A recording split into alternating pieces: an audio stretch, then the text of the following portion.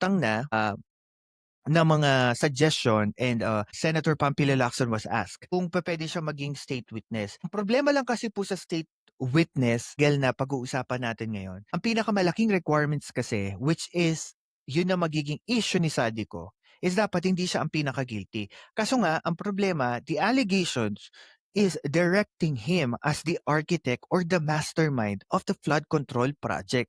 So papaano mo i-distinguish yung hindi ka pinaka-guilty kung ikaw nga yung sinasabi na mastermind or architect?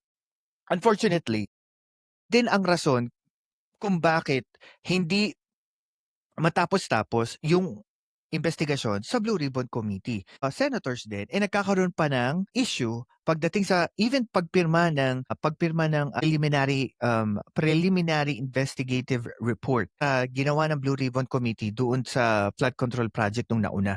So, ang daming issue, pero ang pinakabuod nito is paano mangyayari yun? Sabi nga ni Senator Panfilo Lacson, it really depends on DOJ yun.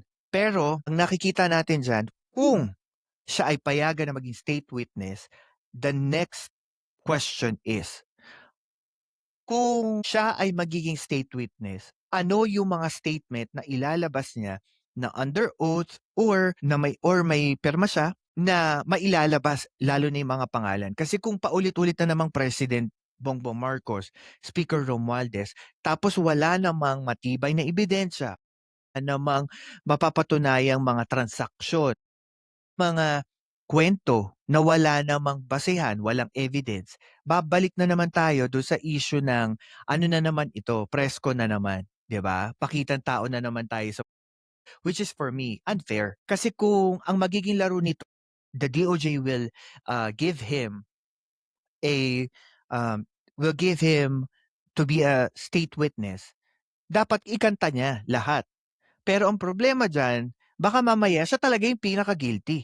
Like literally, siya yung rason kung ba't nagkaroon ng flood control scandal at yung mga taong involved sa kanya, nandahil sa siya ang naging source nun. Like for instance, 'di ba natin before na may mga transaksyon na sa Kamara nung siya ay chairperson ng Appropriations Committee. Yung mga transaksyon na nagbebentahan ng mga proyekto, mga cash advances, yung mga bentahan ng mga proyekto, may pakimkim si congressman or may pakimkim sila mayor. My next question is also, pagka naging state witness siya, mailalabas siya ba itong mga transaksyon na to? Meron ba siyang parang ledger type na mga records to show kung nasaan itong mga records na to? Kasi yun yung ano ko yun yung parang on my mind, doubt ko lang sa credibility din ni Saldico.